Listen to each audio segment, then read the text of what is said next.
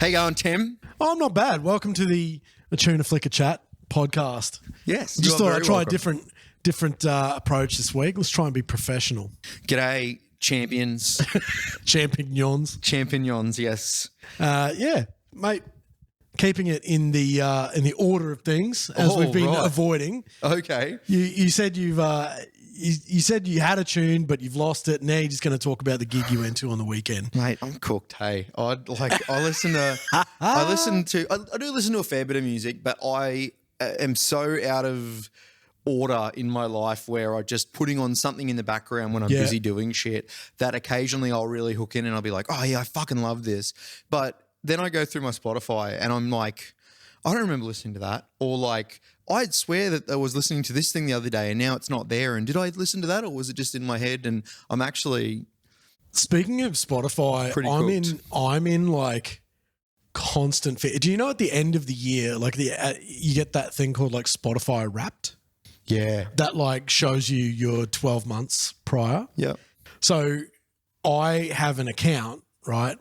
And like obviously, you know, I'm right into heavy music and all of that sort of stuff. And, you know, I listen to a lot of that stuff on Spotify. But also, you know, I listen to my own radio station. So, you know, so when I do listen to Spotify, you know, I at the end of the day, like I got to, at the end of the year, I got to post what my Spotify Wrapped is. Oh, yeah, it's part of your... And yeah, it's kind of part of like without sounding like I'm a real jerk off here, it's like it's kind of part of my personal brand is like that I'm on top of new stuff and, you know, it's part of my business and, you know, and also personally like. And you want to share that like you'd share, you know, like the hardest 100, you know, what your top 10 you've chosen is. Exactly. But you're saying that with your Spotify. I'm in constant fear. I also have a playlist, right, that I like listening to.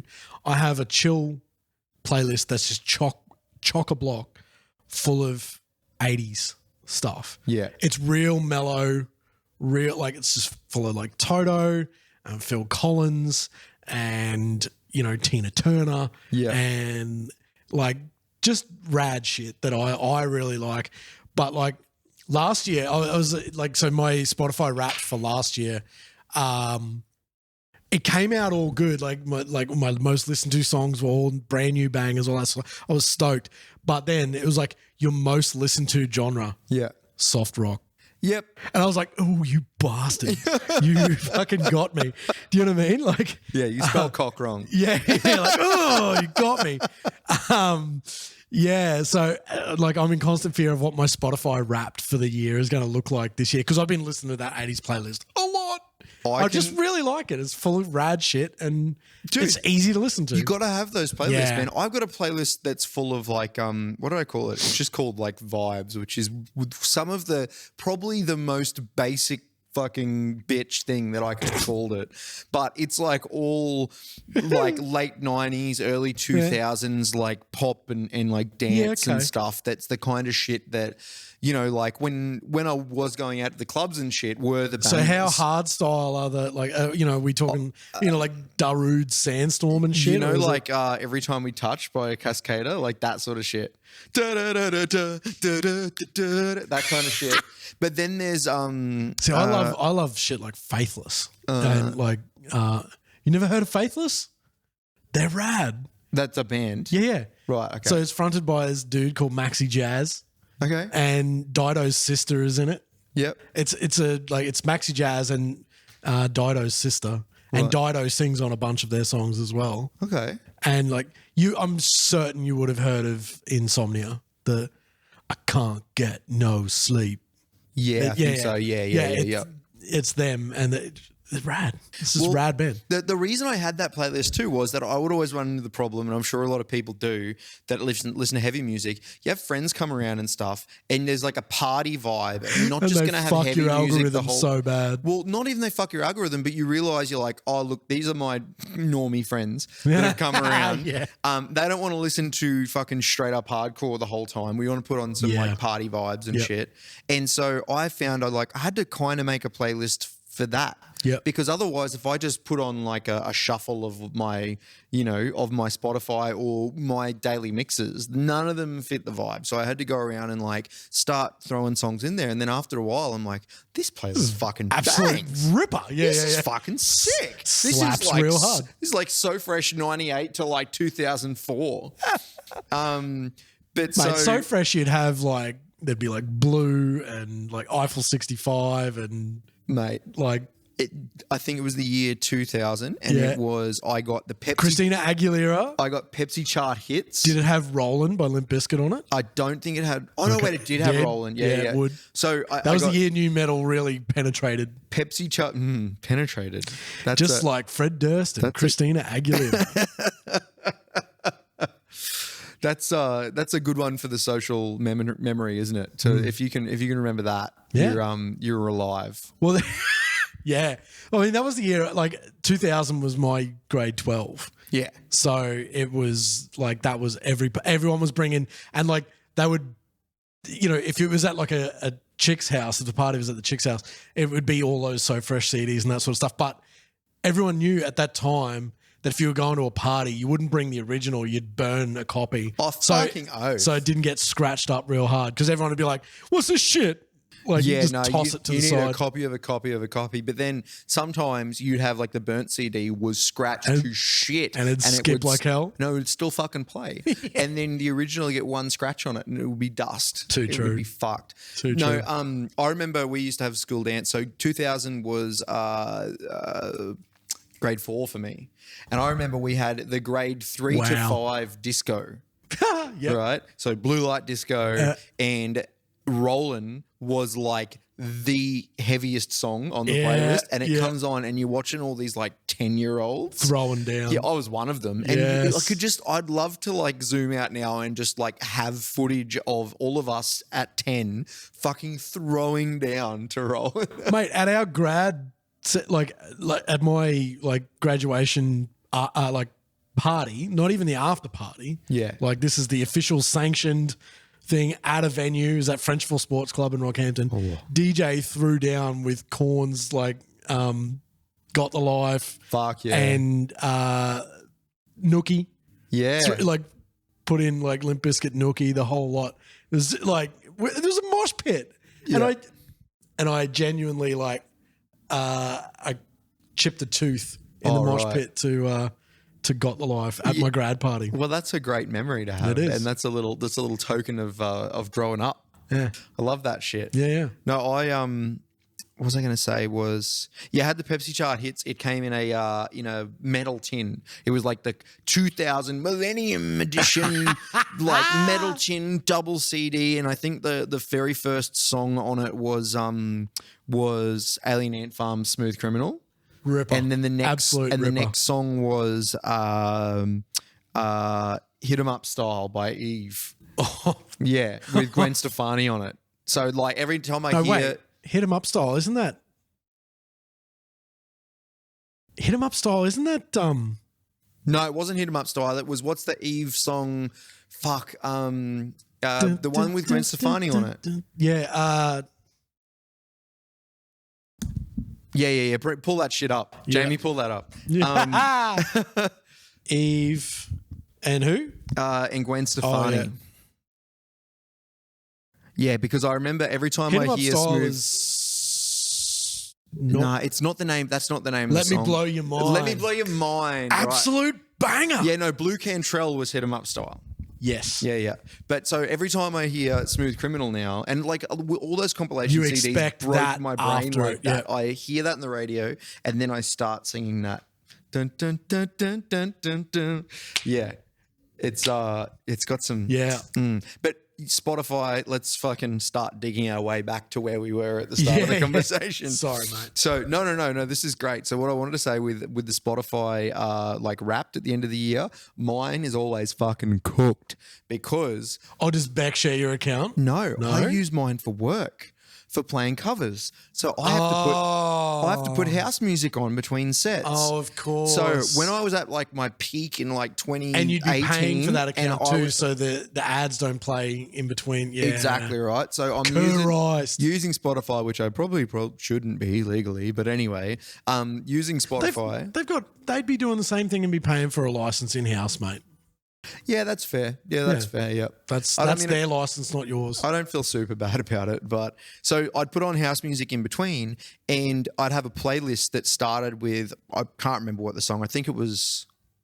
It's like a Chet. I think it was Trouble With Us by Chet Faker was the first song on that playlist. And so I was playing 4 gigs a week. So I'd get on there and I'd hit play on the playlist. And so by the end of the year in my top 10 was this Chet Faker song. Hundreds of plays. That I'd fucking, but the number one song was like a song by like The Algorithm or someone like that does like drum and bass stuff. Yeah, like real genty mathcore dubstep stuff. Because when I was doing my paperwork and shit, I'd be doing invoices and receipts. I'd pick a day where I just sat down for 8 hours and just did paperwork. I'd put one song on loop all day as background just ticking over, because that's how you get into like flow state, is you put on something that's super predictable but like super like Wouldn't not you just go out of your mind with how bored that is? No, because you don't listen to it.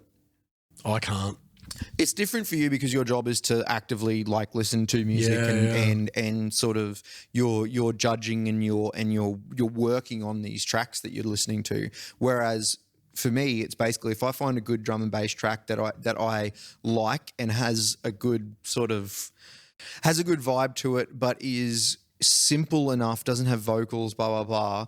You can put it on in the background and you get into like a flow state because you've got this, your brain is subconsciously listening to that, but you're thinking about something else. And if it was turned off, like you know how you sleep, you need noise to sleep, like fan noise? Yep. I have the same thing with doing computer work. Yep. Yeah. A lot of people need absolute silence. Hey, I don't know how you do it. I go to another degree. Sometimes I will put on a podcast, something I've already heard, but just people that I like hearing talk over that music and then work. Yeah. Makes you feel like you're in an office. Yeah, a little bit of that. Yep. Yeah, I definitely have to have like, it's either music or Seinfeld to go to sleep. Yep. It's got to be something that I know and is comforting. Yeah. It's interesting that you have like the two sources of things going. Like which music is hard. And then some talking. Because some people really, really get over stimulated with that stuff. Like I remember my ex-wife, she was very like, if we were watching something on the TV and even if I like had the volume down real low and I watched like a short video on my phone, she'd pause whatever like was on the TV and she'd be like, give you the death stare, like you'd be like, finish it up so we can move on with this. Like I can't have two things on at the same time. That's fucked.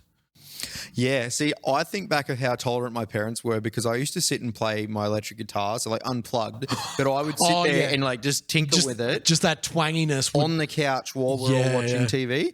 My parents never fucking said a word about it. They never complained about it. And I don't know how because that must have been so annoying. But okay, here's a chat that we can like quickly jump out into and then back.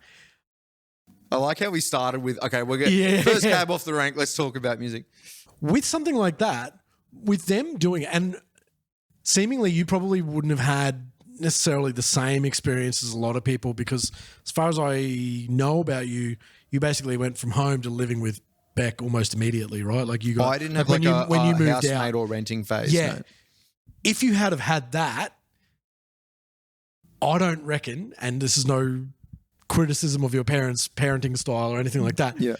But I don't reckon them allowing you to sit there and do that actually sets you up well. No.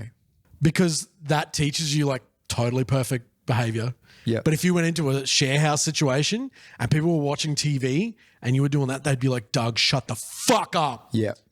Fuck off to your room and play your guitar. Like it's, and I'm not saying like, no, totally. I probably would have been okay with it because like I can sort of put up with that sort of stuff.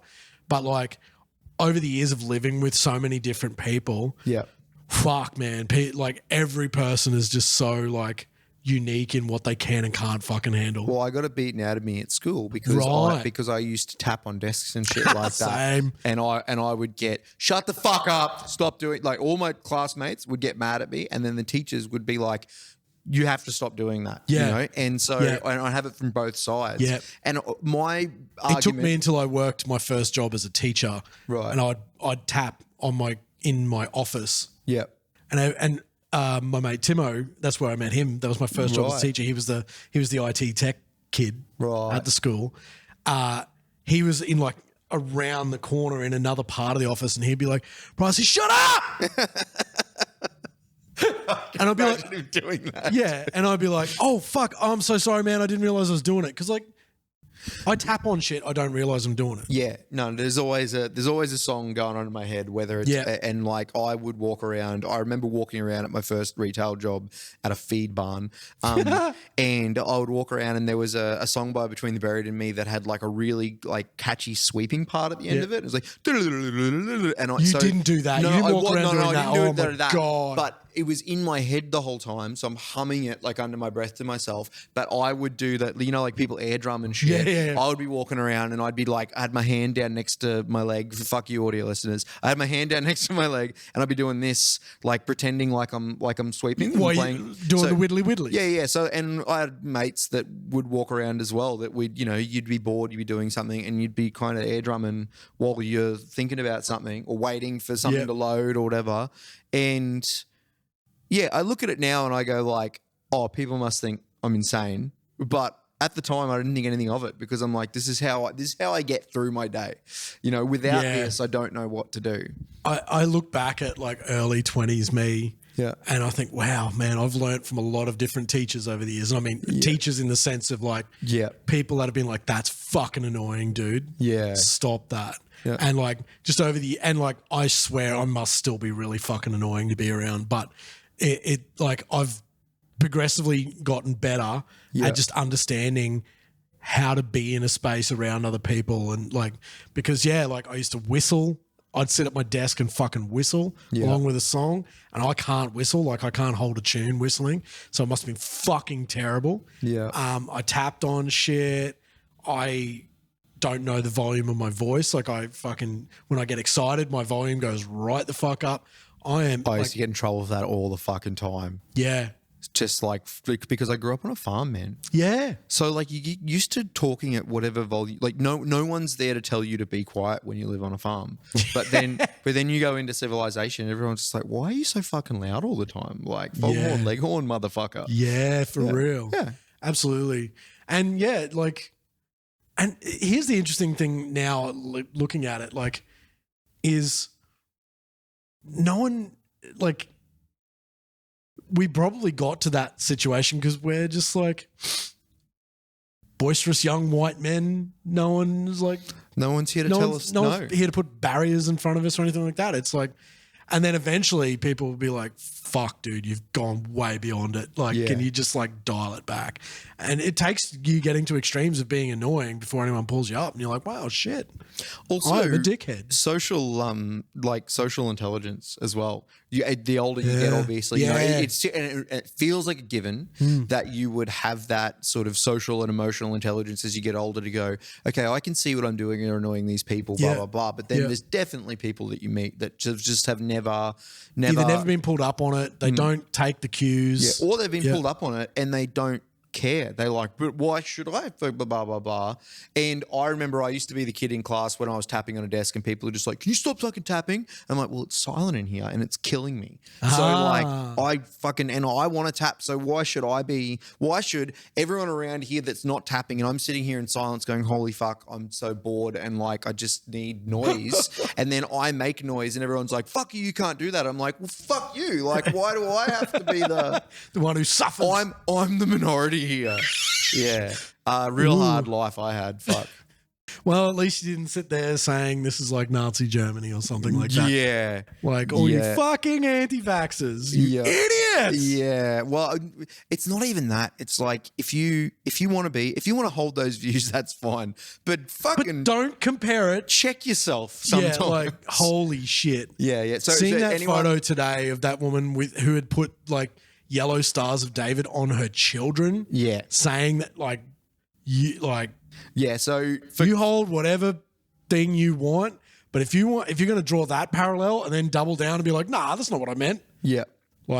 No, that's very clearly what you meant. For context, there was a chick that's like a bit of a TikTok star. She's rising. She's TikTok a mummy star. blogger essentially. Yeah, she's a mama, as she says she's a fierce mama. Oh, I got no time for that, eh? No, me neither, man. I really don't. But she essentially, she got in a bit of strife because she basically compared, like you said, she dressed her kids up. They put like the yellow stars of David and stuff, and she tried to pass off the fact that they weren't allowed to go out to places because of the new vaccination laws. So like down in New South Wales, they're like, look, at the moment we're opening things back up to people who have been vaccinated, and they're free to go wherever. People that haven't been vaccinated, you're still under restrictions because obviously you're at more risk, and that seems are putting other people at more risk. Yeah, and she essentially, like you said, compared that to like, it's us and them, and we're being divided, and we're being made to stay in our homes, and she's overtly compared themselves to the Holocaust, to Jews essentially, and then tried to go back on it, but holy snap! Just a little bit of self-reflection goes a long way. But to involve your kids too, that's shithouse. I did see in that article as well. Really shithouse. They blurred their faces, which I think is such an excellent foresight to have, because just because those kids are growing up with that mum doesn't mean that they're going to want to be remembered forever as the family that did that. Oh my god, yeah. I think that's a super smart move on their part for sure. Yeah, they're like, whether they know it or not right now, they're unwilling participants in that. Definitely. Yeah, that's garbage. Yeah, that's absolute garbage. Anyway, that's gross.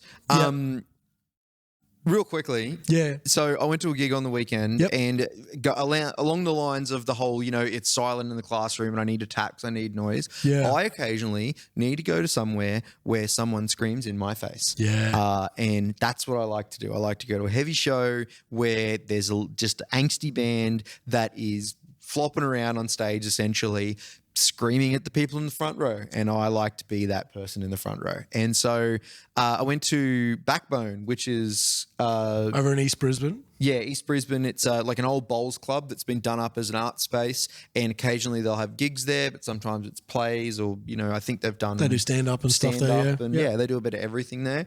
And so I went there, and just so great to see so many like small Brisbane bands at the moment have such high quality music and be so good on stage. So I saw our friends band Salt Money, who are the super group that you wouldn't know were a super group. So they're the mates that you have that have been through 2 or 3 bands each. Like everyone in the band has had their own projects and stuff that, they're all Jasper from and so from. And that this is their new band. Yeah, and they've all been ping-ponging between these different projects that haven't worked out for one reason or another because, wasn't the right thing at the right time, or, some people move, blah, blah, blah. But finally you get this like group of just like humming dudes that are at the point makes sense. Where they're just like, holy fuck, I've got all this creativity and I just need a group of people that are prepared to take it to the next level with me. And every single one of those dudes are that dude. So and so like it's really cool to see a band like that get together where everyone on stage is given everything they can for half an hour. That's my shit. I fucking love that. There's nothing worse going seeing a band. They leave nothing on the field. Like definitely. You see a band that's got like a really engaging vocalist, and then the rest of the band just sort of stand around and don't look like they want to be there. Gives me the shits. So that was great. There's also another band called Hanoi Traffic that are on Team Glasses Records, local sort of label. They are like fucking 20. And they did an entire hour set and it was excellent. And I'm fucking really jealous of them, and they can go fuck themselves.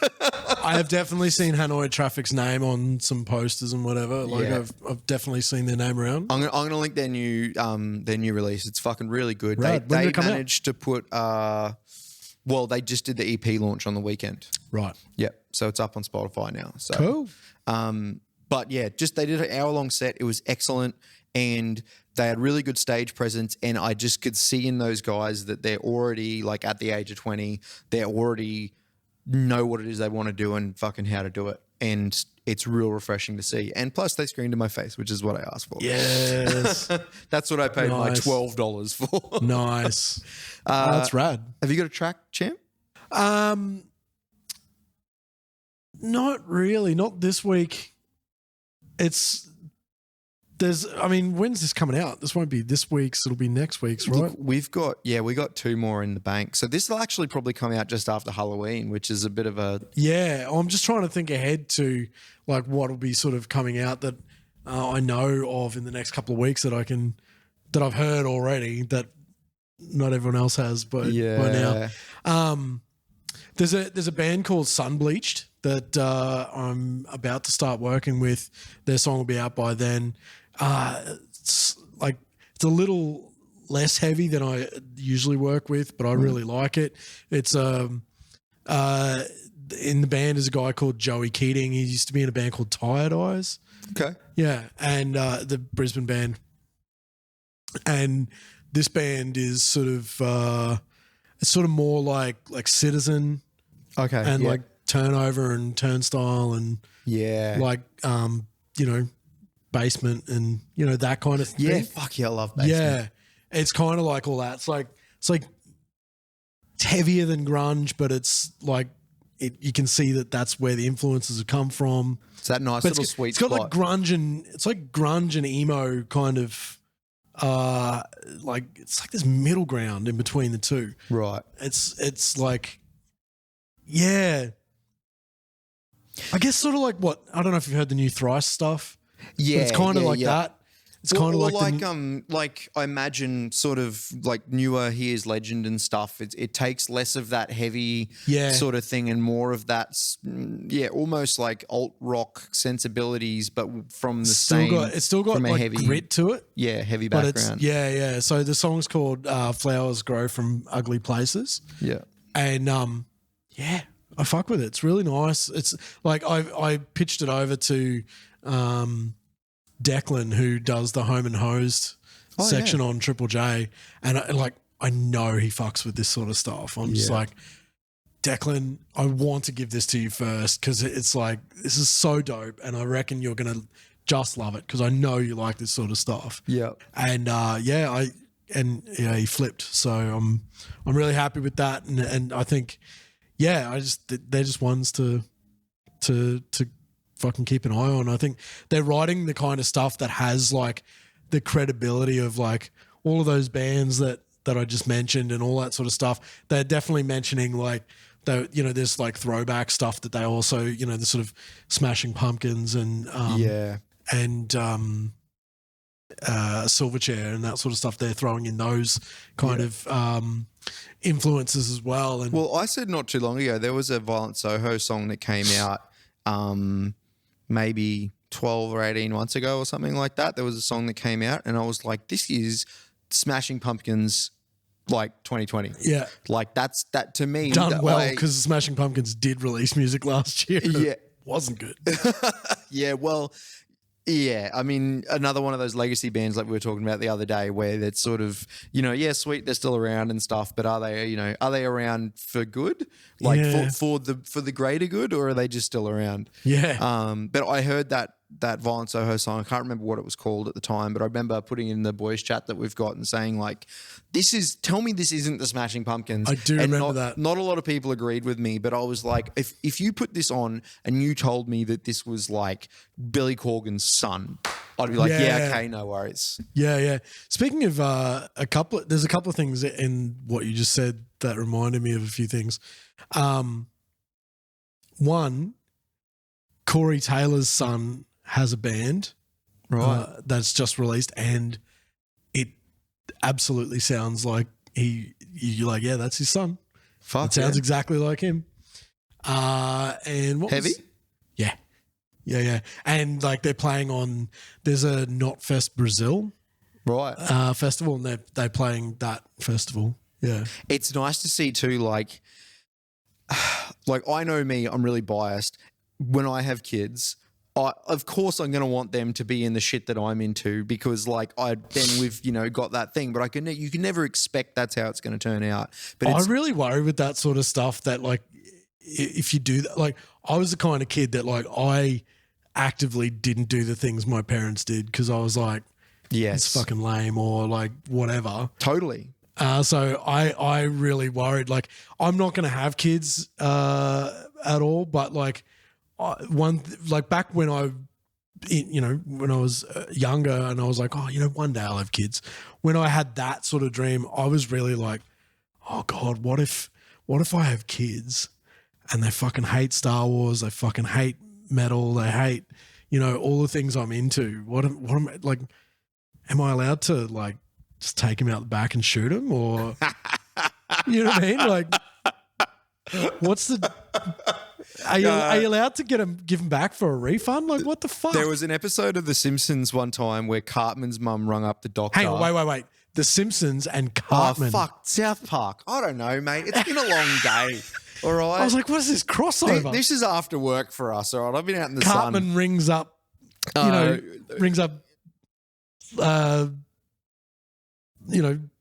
what's his name? Griffin and... Oh, right. Yeah. Well, I mean, there was the Cartoon Wars episode of South Park. So there's a crossover there. No, Eric in South Park, my favorite show, by the way. So I'm fucking really embarrassed now. Cartman's mum rings up a doctor after she hears about, like, she, just learnt about, like, abortions, and she rings up the doctor and she's like, because Cartman's been just an absolute cunt of a kid. Oh, no. And she rings up the doctor and she goes, oh, yes, I'd like to book in for an abortion. He's like, oh, cool. When was the How child? old's the child? Yeah. How far along are you? Oh, like 8 years. Shit. Yeah. But no, I saw a meme today that was like, those like love heart candies that have words like little things written on them. And it's like a mum and a dad sitting on a couch, and the dad's head said, I'm not going to fuck you up. And then the mum's head said, like my parents fucked me up. And then the kid's head says, a whole new kind of fucked up. It's inevitable, right? Yeah. Because it's inevitable. You like you said, they might want to go exactly the opposite way, or maybe they do what you want to do, but like... Or maybe it's a perfect mix of both of your fucked up. But if you try too hard either way, like... Yeah. You can't control that shit. Who the fuck are we to talk about? We're not parents. And I don't know about like you, but certainly me as a like approaching 39-year-old, like I am increasingly becoming the very rare like commodity. Like I am the person without child at most things that I'm at. Of people my age and all that sort of stuff. So like I definitely have to admit that I'm the rarity. Like I am the one who's chosen not to. Well, I think it's funny because when it comes to arts, the thought, like you were saying, the thought about, ideally, if you're into heavy shit and you had kids, you'd want them to be into heavy shit as well. Yeah. But I think a couple things happen. We've got friends that have sort of over the time, they were into heavy shit, and as they've got older and they become dads and stuff like that, they fall out of that and they start finding other musical interests. And you might even find out that by the time their kids are, in their teens and they're looking to get into shit, they might not have ever really known that their dads were into heavy music because now they're listening to like country and stuff, And so it might be one of those things where they start getting into heavy shit and they're a couple of years into learning guitar or something and they find out, oh, dad used to be in a band. And so this exact thing happened with my nephew, right? Yeah. So my nephew Maddox, he's about to turn 18 in like 2 weeks' time. Yeah. Maybe, well, by the time this podcast comes out, he will have turned 18. Yeah. So he started playing guitar when he was 8. Yeah. So he's been playing for 10 years now. He's actually getting really good now. I'm really, really proud of him. He's like, the guy puts in the practice, and I think that's just really commendable. But like as soon as he started playing guitar, I was in his ear. Yeah. About bands, right? And I was like, one day, cunt. Yeah. One day. Yeah. I am gonna buy you a distortion pedal. Yeah. And one day you're gonna discover metal. Yeah. And one day, and just seeding these things. And I was like, and he sat there for years going, nah, mate, I hate all that heavy shit. I hate it. It's stupid, blah, blah, blah. Yeah. And then the day came and I sat there going like, you'll find it, mate. I said 15. I said, you'll get in your first band. Yeah. And then everyone else in the band is into heavy shit. And that'll be it for you. It'll be story over. You're going to be. Yeah. And he's like, fuck off, blah, blah, blah. Yeah. And I sat and I waited and I bided my time. And then he turned 15. And then he comes to me one day and he's like, yo, I'm going to buy a Jackson because I just found Slipknot. Right? Get fucked. Yeah, like, yes! The day has arrived. It's almost got like an evil genius vibe to it there, Tim, because you're just like, it's like, maybe not today, maybe not tomorrow. Yeah. But soon. I sat and I waited. Yeah. And then he found real weird shit too. He's right into Dance Gavin Dance. I love that. Yep. You know, and like I just seed him songs and I think if you're lucky enough to be in that like sort of mid-range like teenage years, you know, if you're between like 13 and 17 and you're lucky enough to skip quickly through the basic stuff and to find the complex stuff. Yeah. You're in that brain space. Do you know how I knew he'd find it? Yeah. Because I've been a teenage boy before. Yeah. It's the thing that teenage boys like about heavy music, and if you stick with it, you come to a better appreciation of it. But the thing is with teenage boys is they are almost pure ego. Yeah. And it becomes entirely about being able to play the most complex shit that you can, and it is all about the widdly widdlies. Yeah. It is all about, and if you're a drummer, it's all about like, you play double kick, bro. Yeah. And, you know, can you play, you know, blast beats and gravity beats and what have you? And it's all about gravity blasts and, you know, like. Make it fast, make it loud, make it difficult. Yeah. Yeah. And that's how I know. Because like if you're into guitar, eventually if you're going to be in a band with someone, there becomes a bit of a competition. Yeah. It's like, everyone wants to be the guy who can play the widdly widdlies and, you know, or has the best tones or whatever it is. But it's boys are almost exclusively ego. It's like food for your brain as well. For me, like finding more and more complicated music and bands and shit like that, I was like, what? It's that meme of like, you know, fucking... like where the brain just kept like exploding more and more. It's like, you know, like the one little brain wave and then the bigger one and then the astral projection. Listening to Tool. Exactly. Because for me, it was really like, oh, that's kind of difficult. I wonder if I could play that. And I'm like, yeah, that's okay. And then someone shows me something more complicated and it's almost like... when you unlock it, it feels so good. It's like taking a drug. That's what it felt like to me. And I know that's such a gammon cliche thing to say, but like finding technically music, it is, man. It would be like hitting dopamine. That's what. It was that like. It would. Oh wow! Someone showed me. It's satisfying. Someone showed me like a Protest the Hero song or something like that, and I was like, I am so confused. It hurts, and I love it. System of a Down for me. Yep. But like pre Chop Suey, like the first album that has like Sweet Pea and Sugar and like, and I reckon finding those songs and like just how batshit crazy they are lyrically, musically, the whole thing. Yeah, I reckon you can trace me being into like 12-Foot Ninja and Protest the Hero and Coheed and Cambria and all this weird shit back to that first like hearing of like him going like, sugar! Yeah. System of a Down. They were that weird like gateway for a lot of people too, because they just like these two singers, they both sing weirdly. Yeah. They sing fast, they sing odd shit. They're Armenian, so it doesn't sound like anyone else you've ever heard before. Yeah, all the influences are so quite literally foreign to the mainstream market. Yeah, you know? totally. Like, totally. And this is like pre-Chop Suey as well. So before everyone, like, before everyone was into him, I was on it. Yeah. But like, just to get shown that and just being like, what? Like I used to wake up to Mesmerize. So like the first of the double albums. Yeah. When that came out, it was in that sweet spot for me where I was like maybe 14 or 15 or something. And I had that in my CD player at the end of my bed, and Mum had come to wake me up to go to school because we're half an hour out of town. So we had to get up pretty early to get to school. So you just hit play and that was track one on. She tried to wake me up and she couldn't. Then after a while, she realized that she's like, I'm just going to blast some loud music to get up. And she'd put that on and I would stay in bed and I'd listen to the whole thing. So then she worked out she had to come in earlier again because it was a half-hour CD to put it on early. Wait, she put the whole album on? She just hit the whole album? She just hit play on the CD player. And because I thought you meant you just listened to that first song. No, it was a half-hour album. And so she'd put that on and she'd turn it up and she'd shut the door and fucking walk out. And she knew that by the time the album was finished, I'd be up and ready to go. It was like, that was my alarm, was a whole album. Fuck. If I did that, if it took my mum that long to come in and wake me up in the morning, my dad would have come in and just like beat me with a sock full of pennies, I reckon.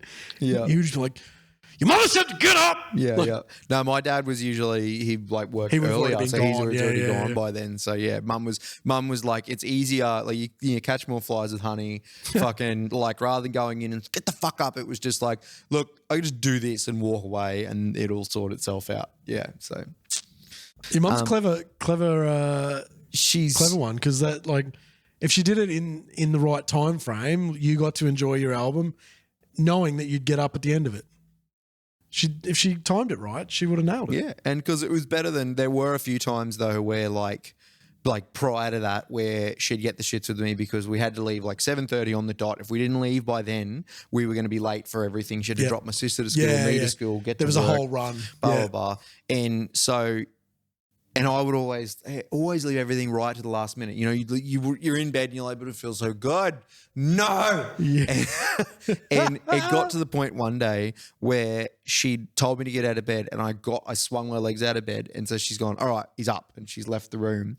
And we had like 5 minutes. Straight back in. And I swung him straight back in and I laid back down again. And like 2 minutes later. You little prick. 2 minutes later, I wake up to...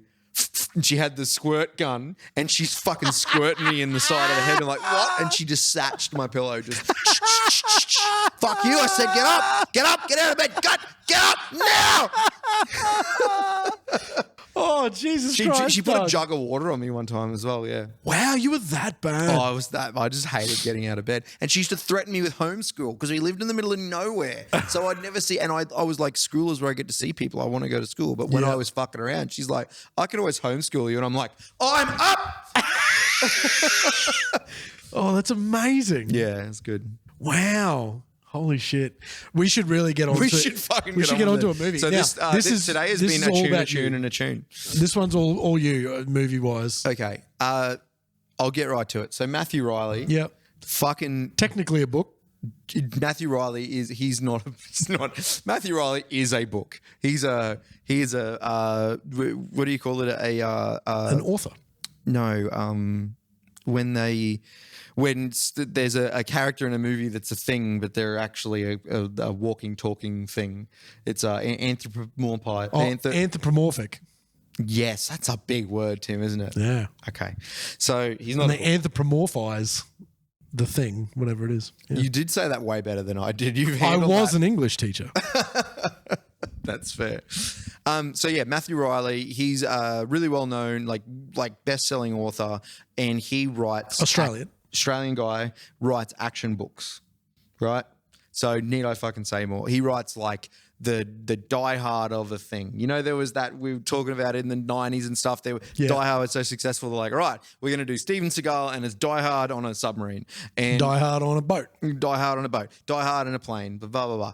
But so what Matthew Reilly does is sort of, if you imagine like a Mission Impossible movie, but it was like directed and had the budget of like a Michael Bay movie, right? Because the thing with Mission Impossible is they've got really cool stunts and like they go cool places and it's all sort of very like interesting and shadowy and whatever, but like it's not big, expensive explosions and set pieces normally. Like if you really break those movies down, they take one cool stunt in a cool location and a few bit of fighting and that's it. Whereas what Matthew Reilly's always been good at is like, right, we're going to do, there is a whole like book that was set in Antarctica and at an ice station. And so it was like using this ice station that's like cut down and it's like a observatory sort of thing that's got a hole down into the water under the ice.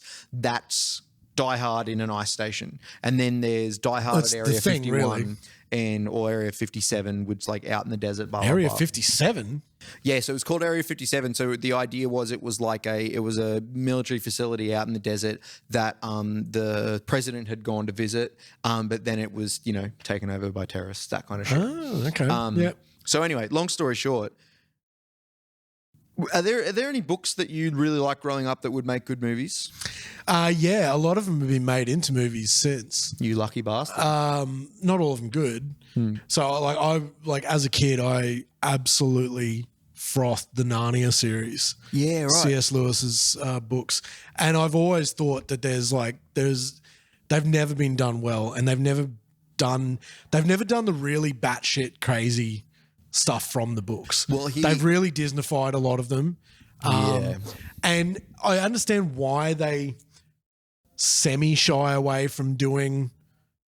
I won't go too long into this because this is kind of your chat, but it's our chat. Tim. Yeah, true. Tim, I love you, Tim. I love you, Doug. So, like C.S. Lewis, I don't know if you've gone much into the Narnia thing, but I didn't read all of them. Heaps Christian, right? Like, really heaps Christian. And like the first book in the series is not actually The Lion, Witch, and the Wardrobe. Really? The first book is called The Magician's Nephew. And yeah, exactly. There's 7 books. I don't know if you know that. There's 7 books. No, I didn't realize. Yeah. So the first book's called The Magician's Nephew, and it's all about this kid who accidentally finds Narnia. He creates Narnia. It's this real like Genesis. It's like the book of Genesis. Yeah. Story. So like he gets there via a tree or something or other. He goes into it through a tree, and the tree ends up getting chopped down and made into a wardrobe. Right? So when he goes into and you know how in have you ever read The Lion, the Witch, and the Wardrobe? Or it was one of those ones at school where they read it to us, so I've got a fair recollection of it. Have you seen the movie? No. Okay. So there's a lamppost. There's it shouldn't rightly be in Narnia because Narnia doesn't have electricity or anything like that. Yeah. Nor like modern things like a lamppost. Yeah. But the lamppost was like a leftover from it's sort of the world sort of melded. Okay. And then him being there and like the events that happen kind of it becomes this. It's a lot of it's so like Christian like parallels. So like there's the whole Genesis thing, and then there's like almost like Noah's Ark because he brings over things from Earth. He kind of opens up this portal and things come over from Earth in twos. And wow. Okay. I didn't realize it was that overt. And a lot of the things sort of like meld into, and they create the fantastical beasts that are, so there's centaurs and there's, all of the things that end up in Narnia are all like sort of twisted or mutated things that came over from Earth. Yeah. Right. So all of the, talking animals and, all that sort of stuff. Yeah. Because like are all. Yeah, they're all not pure versions of what they would be. Yeah. Yeah. Yeah. And then they meet Aslan, Aslan is like very, very overtly a Jesus Christ metaphor. And like Aslan sits there like making the dumb animals like intelligent. So he'd be like, right, you're this and you're that. And like he sits there going like, okay, we're going to create this world and, does this whole thing. And then eventually, like I said, they come back and like the guy's like, oh, well, that's such a special place. We can't ever let anyone go there again because like if people from Earth go there, it'll be really tainted. Yeah. So he chops the tree down and makes a wardrobe out of it. And then in the second one, the professor who the 4 kids go to visit and stay, they go set in the World War II, and so all of the kids in London are shipped out to the country, so as not to be kept in danger, and they go to stay for the summer at this professor's house out in the country. Yeah, and the professor is the guy from the first book growing up. And he has this wardrobe right in the back of the house. Yeah. And then that's where they find this portal through into Narnia. Because there was like a movie in the 80s or something like that. So BBC did a whole series, did all 7 books. I think we watched that at school. Yep. Yeah. But they only ever showed us Lion, Witch and the Wardrobe. Yeah. The movie, the BBC version. Yeah. So there is a BBC version of like all 7 books. So the books go Magician's Nephew, Lion, Witch and the Wardrobe, A Horse and His Boy. Yeah. Prince Caspian. Yeah. The Voyage of the Dawn Treader. Yeah. The Silver Chair. Okay. There you go. That's what they're named after. Fuck. There you go. And then the last one's called The Last Battle. Right. And The Last Battle represents the Book of Revelations in the Bible. It just goes to show. And it's like the world ends. And right. And so in each of the books, like the 4 kids from Lion, Witch and the Wardrobe, they're not in all of the stories. 1 or 2 of them will come back in some of the others, but all 4 of them come back for the last battle. Right. And what you find out at the end of the last battle was that they were all killed in a train accident going back to school. Right. And the world, like Narnia, just ends, and then Aslan goes, "Oh yeah, like you're dead in the real world." That's the fucking end. Like they all just died in a train accident. But so they still exist in Narnia? And then Narnia ends. And then Narnia ends. They just blink out of existence. That's fucking... It's dark, man. It's so dark. That's bleak. It's so dark. Yeah. Wow. And so that's why Disney didn't really go all the way... So as far as I know, the movies that got made more recently... Yeah. They made the Lion, the Witch and the Wardrobe, Prince Caspian, Voyage of the Dawn Treader. Yeah. So they made 3. And Prince Caspian definitely is the one that I thought, like, if ever they were going to make another movie out of it, I was like, that would be the one that you would make. Because it's sort of like the most movie friendly. Right. It's like Prince Caspian. It's been like a couple of 100 years since the kids from that one had been there. Narnia's changed. Now they've got this like new prince who's like this real sort of like swashbuckling sort of guy. Right. Like, and it's pretty rad. But like, as far as interesting things goes, that would make a really interesting kind of movie. Like I kind of think I would make a trilogy of movies and kind of meld a couple of them in together. Right. And I'd probably just like leave A Horse and His Boy out. It's a rad book, but so they only did the Lion, Witch, Wardrobe. They did Caspian, they did 2, 4 and Dawn 5. Treader. Yeah. So it's Anyway, we should get back to Matthew Reilly, but yeah, that's the series that I kind of made. Well, I've learned something today because I had no idea you were super into Narnia. I was so into it. So in grade 4, I had this teacher that came in and was taking over for a woman on maternity leave, and she was the one who taught The Lion, the Witch and the Wardrobe to us, and she'd been teaching for like 30 years at that point. And so she had like this poster that is like a map of Narnia. I've still got it. I've still got the map. And I laminated it because I was like, this, like, and This is good shit. She gifted it to me because I just like, I loved it so much. Right. Yeah. So that's fucking sick. Yeah. And I've never ever seen that map ever again, except recently. Yeah.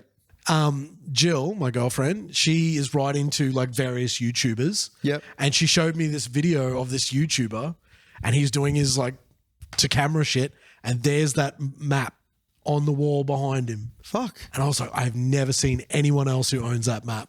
So it's a pretty It's rare as fuck and it's old. It is like it's from the 50s easily. Yeah. It is so old. Yeah. Well, that's like my missus, her dad's got some, they're not like by any stretch like original editions, but some very, very old versions of Lord of the Rings. I was going to say, this has got to be Tolkien. Yeah, because she grew up reading like his version that he had from, I guess, the 70s or like, how old's Lord of the Rings? Probably 30s, I think. Yeah. So he had like a fucking all 3 books in one. Yeah. And it was in like this old tattered blue yellowed book. And that she read that so much that she had pages falling out of it and stuff. Like she's probably read the whole the whole trilogy maybe 15 times. That's my sister. Yeah. Laura, my sister, has absolutely read those books that many times. Same thing. And so those movies mean a lot to her as well. Yeah. Well, I mean, and I get shit from this from her, and also I feel kind of guilty about it because I like action. Like I've never really been into fantasy.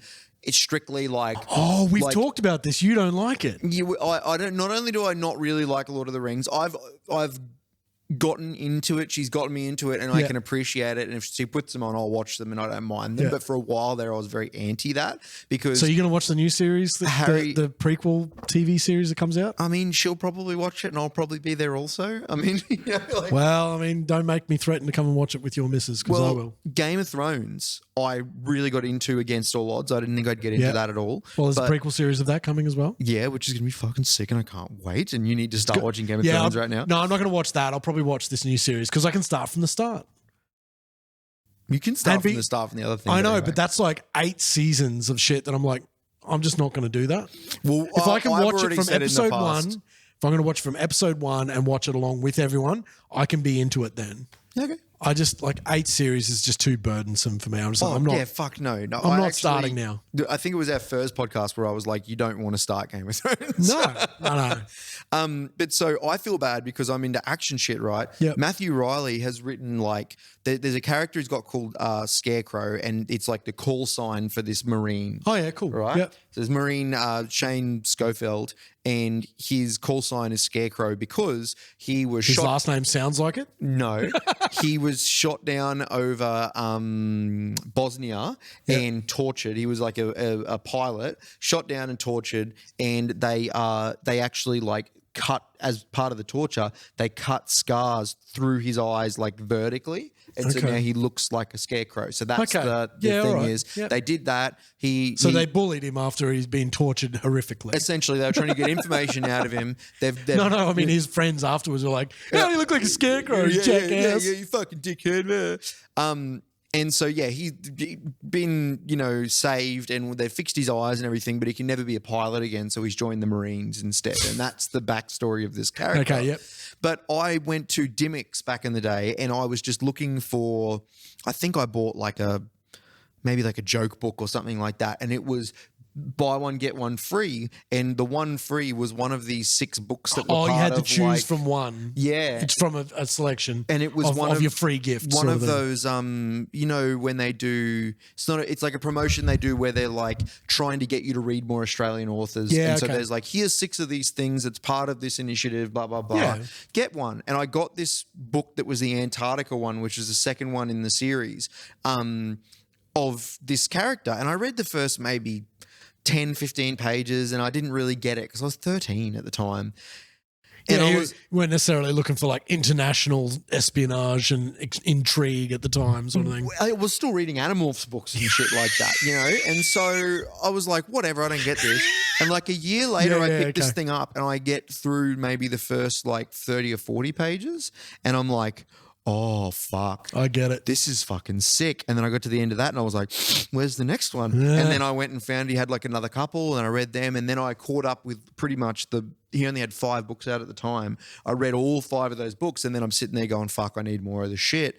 And the beauty of the way he writes is that he's really obsessed with the realism of like, explaining like the weapons they're using and explaining I'd say the same sort of appeal using. Probably holds with like Tom Clancy books, and it's Tom Clancy but Australian context almost. If like Tom Clancy meets like Michael Bay. Yeah, okay. Because it's very grounded in terms of like the realism of like the things that the what it's like to be in the armed services, but turned up with the hero element. So like there's like he explains the weapons and like what they do and what they can't do. Did Matthew Reilly himself ever serve or? No, but he had such an interest in it that when he would do those books, he'd consult with people in the armed forces and like SAS and stuff. And so he'd go out to ranges and stuff and have them, show him how the weapons handled and blah, blah, blah. So that when he was the writing realism was there. So it'd be like, well, when this gun that this guy's got fucking this one jams all the time. Yeah. It's because it's, and there's this realism, but also this complete over the top like situations. And this character is supposed to be a sort of like a really smart, seasoned soldier who is less about I'm big and tough. He's a problem solver almost. He's a problem solver. So long story short, I'm reading all these books and I'm always thinking, I wish these would get turned into movies. Kind of similar to like Jack Reacher almost, except not in that sort of like legal sense. Well, definitely like Jack Reacher, but everything's got this like ticking clock thing, And so basically, long story short, as a kid, I'm reading these books and I'm going, fuck, these would make excellent movies. Yeah. Fuck, I want to see these. And so I'd read into it, and realize that he's trying to get movies made or like TV series made, but he's still too small time. And the movies that he's writing in these books would be $200 million budget. Do you know what? I reckon it's a blessing it's taken this long.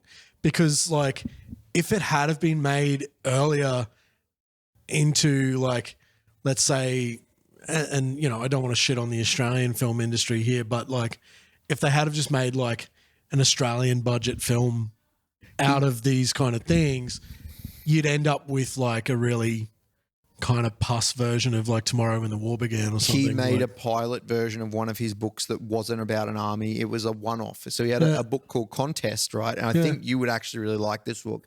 It was Die Hard, but with aliens. Ooh. And it was set in the New York Library. Huh. So the idea is this guy's a doctor and he gets chosen. Right there, you're getting me. You got like Die Hard, aliens, and Ghostbusters all in one. Like. Pretty much, dude. Yeah. So it was a movie called a book rather called Contest. And so this guy, he gets chosen for this thing that happens every, couple thousand years in the galaxy where Meets Predator. They have a contest, right?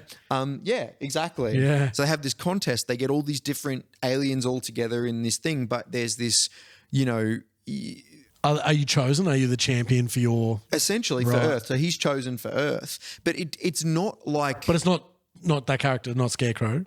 No, different guy. Yeah, different hero, yeah. But it's not like you would imagine, like a Star Wars sort of like bombastic whatever. It's got that sort of Die Hard but grittier kind of thing, and the aliens being more like Predator, sort of like a real, like there's a... Proud warriors and... Yeah, it's not like a over-the-top crazy bombastic adventure. It's like a real gritty... It would make a good gritty movie now. But he tried to make a TV series out of it, and he did this pilot, and it was just... Oh, you've seen it? It was like a 15-minute thing that he made. Oh, it's almost like a demo sort of... Yeah, it didn't have any aliens. It was kind of like made off his own back to try and get some interest in it. But you remember Jag? Yeah. Yeah, so you remember all those little like animations on Jag where they'd have like it'd say what the time was in... across the screen? Yeah. Lots of that, but worse. 800 hours, yeah. But like way worse. Like all of these overlays and all these things that they tried to do just didn't work because they just... Well, the technology probably hadn't caught up with what he was imagining. Yeah, that kind of shit. Like he was doing it to a budget. Yeah. And it wasn't any of the aliens or anything yet, but it was just wrong. So look, anyway, the point that I want to make is... And now he's made it to the Netflix era. Matthew Reilly has, after 20 years of writing all these amazing fucking books, has finally managed to get himself he wrote a short like pitch that for Netflix that was for a movie set in like a submarine. Oh no, was it a submarine? I think it's going to be. I didn't catch all of the premise of it, but basically it's called Interceptor, and it's going to have Elsa Pataky, who is Chris Hemsworth's fucking wife. So really, Yeah, did you not see that detail? I didn't know. I didn't. Right, so Extraction. She's badass. Extraction was a fucking sick movie. Yeah. This is fucking Mrs. Hemsworth does Extraction, essentially. Sick. So it's set in it's a nuclear missile facility. Silo or something. And she is trying to stop people setting off these fucking missiles in this facility. So it's Die Hard in a missile facility. Hell yeah. It's with Chris Hemsworth's wife, and he is an executive Producer on it.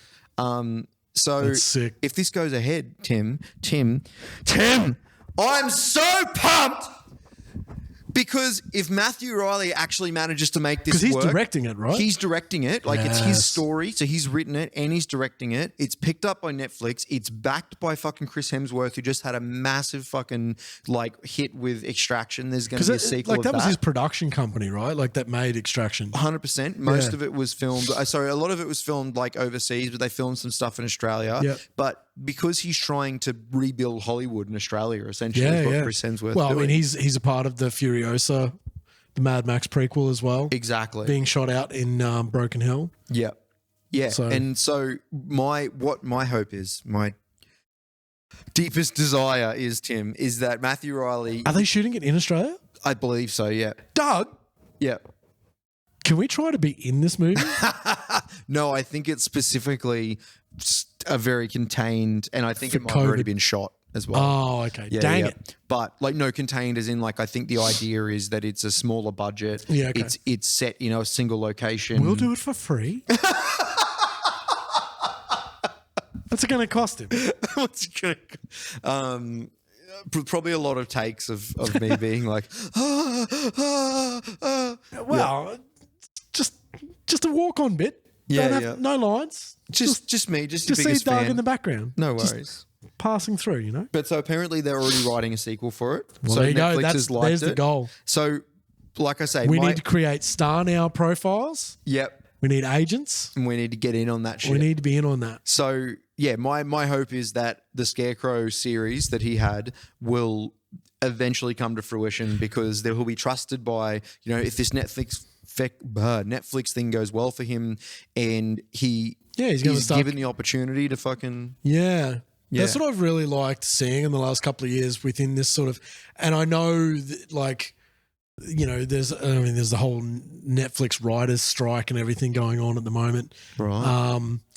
Where it's about sort of like content creators and people working on these things, not necessarily getting what they are due, but it's about like you can see, especially within that sort of Disney, Marvel, Star Wars, Pixar, sort of landscape, you can see them like picking up particular creators and even actors and sort of utilizing them across, they're hired within the Disney landscape and you see them pop up as like a voice in a Pixar thing. And then, there's they'll be in a mini series over there on, like one of them, they'll pop up in the Marvel world as this or like Taika Waititi is the perfect example of that. Like, he's the voice of IG-11 in The Mandalorian. He's directed episodes of The Mandalorian as well. He's he's directing within the Marvel universe. He's also Korg in the Marvel universe. He's been basically just like picked up by Disney as like hey, we're just going to keep using you for shit. You're a good one to have around. Free Guy, that's a Disney movie. Like he's in that, but then also has the freedom to go and, be in like the DC universe as he's in the Suicide Squad, as well. Like he was Ratcatcher's father. Yeah, he was actually. Like he's reminds me of like Alan Tudyk as well. How he is like not definitely not he's in Star Wars recognized in the same way, but like he is used in the same way as they know that having him around is like anything that he's involved in. It's always going to be elevated by having him around, even though he doesn't get half the recognition he should. No, agreed. Yeah, but I mean, in like hardcore fan circles, he definitely does. Oh, like, to be in such fan properties like Firefly. Yeah. And then to move into, he's K2SO in Rogue One. You know, he's even got his own like show that sort of pokes fun at himself, like The Con Man show. Yeah, Yeah, if brilliant. you're doing the convention circuit. Yeah. Brilliant. Yeah. Super meta show. Yeah, you know, and I'm certain he's done something for Marvel as well. I'm certain he's in one of the Marvel things. No doubt. Yeah. Maybe as a voice.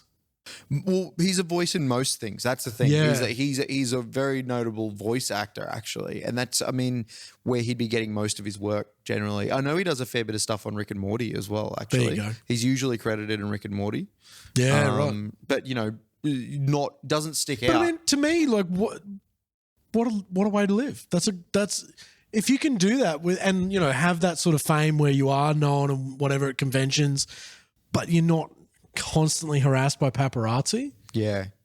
That's the sweet spot. It's like voice acting as well in general is like there's all the doing the little bit parts and this, that, and the other. But if you're just purely a voice actor, you think about Dan Castellaneta.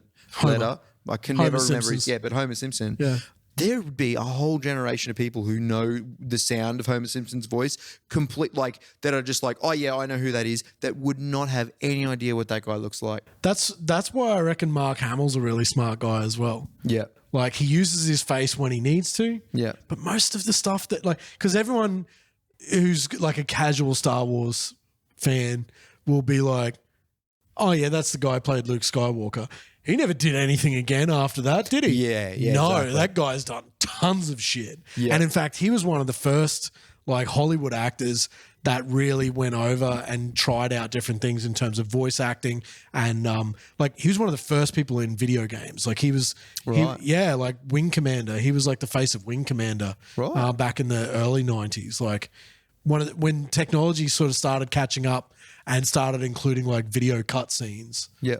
Like, I think it was Wing Commander 4. We're going to need to cross-check that. But I think Wing Commander 4... out because he's probably wrong. Yeah, I'm pretty certain Wing Commander 4 was like the first one where they had like video cutscenes and like he was like one of the main actors in it. Yeah, fair enough. You know, and then if you talk to a whole generation of people, his portrayal of the Joker is like the Joker. It's very excellent, yeah. Yeah, like...